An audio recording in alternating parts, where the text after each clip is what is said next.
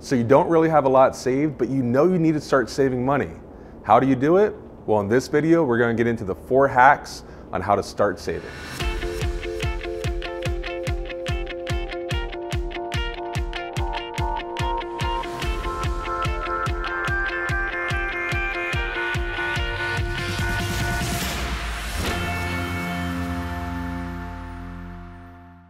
The first hack on how to start saving is actually something that we referenced on the 401k hacks, and that's actually in the description below if you want to watch that video.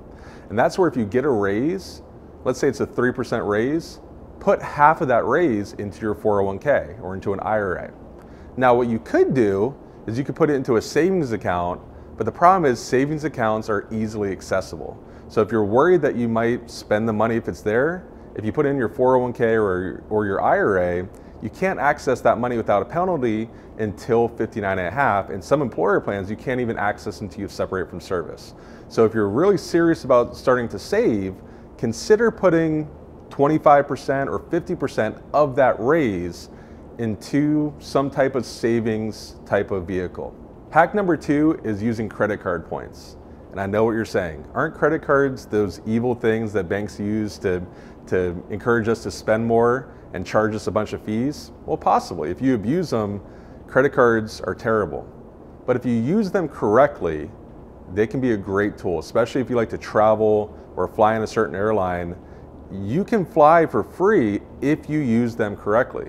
So what you might want to do is take a look at which credit cards will give you the best points based on what you spend, and then use those points. But remember, you want to pay those off by the end of the month. If you don't pay the credit cards off by the end of the month, then the interest rate and the fees that they'll charge you will actually negate the points that you'll get from the credit card company. So if you like to travel, a great way to save is to take your credit card points that you've accrued in a smart way and use those for that travel, and the money that you would have spent on the trip or the flight, put into your 401k or your IRA or whatever savings vehicle you like.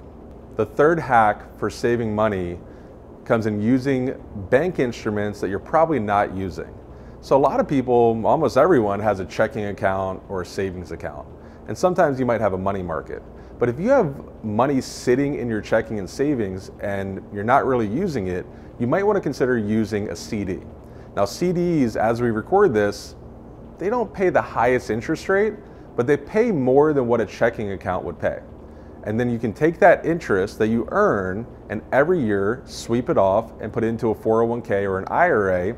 You're not using the money anyways, so let the bank pay you more than they would in a checking or savings account.